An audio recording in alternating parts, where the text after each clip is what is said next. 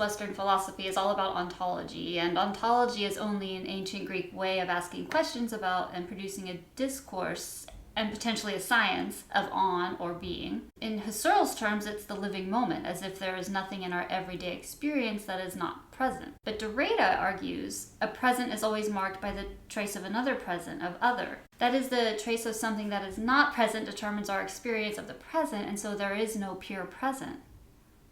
Is Derrida's idea of trace parallel to the Buddhist thought that being or to be present is impermanent, or as the Buddha says, substance is emptiness and emptiness is substance?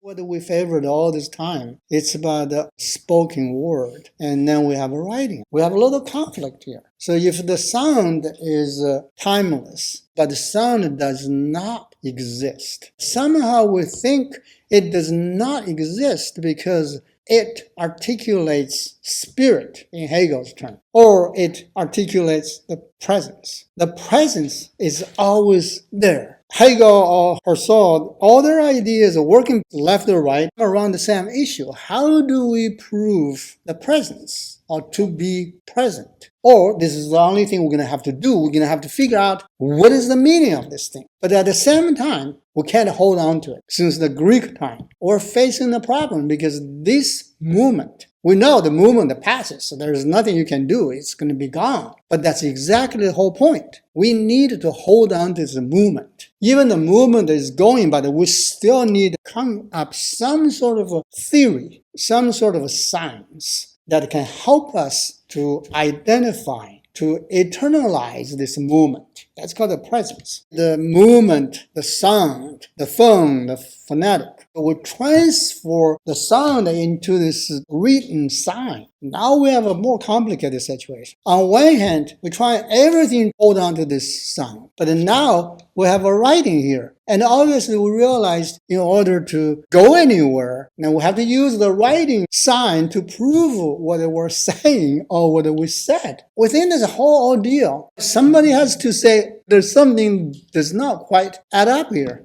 So that was Derrida. So he comes and says, there's nothing in there. What you have is a trace. From that point on, you look at the sound, script, are all traces. Nothing but the traces. Derrida goes a step ahead. The trace is not really a trace because the trace is an erased trace. If you look at that way, then you begin to look at the time. Everybody is constituted by time, whether we like or not. Because every day we sit here and we say, oh, I'm getting old, man. So what does that mean? It's going away. Even it's a trace, the trace ultimately will disappear. Ultimately, everything is a trace. Think about it. You preserve this piece of paper you just wrote. Well, what do you wrote here? You mean something. 2,000 years later, does that mean something? If you read the Greek or the Chinese, we think that's what it means, but we can't be 100% sure that's what it means. That's why it's still a trace. If everything is only a trace, Western metaphysical view of the world is not what we think anymore. It becomes something else.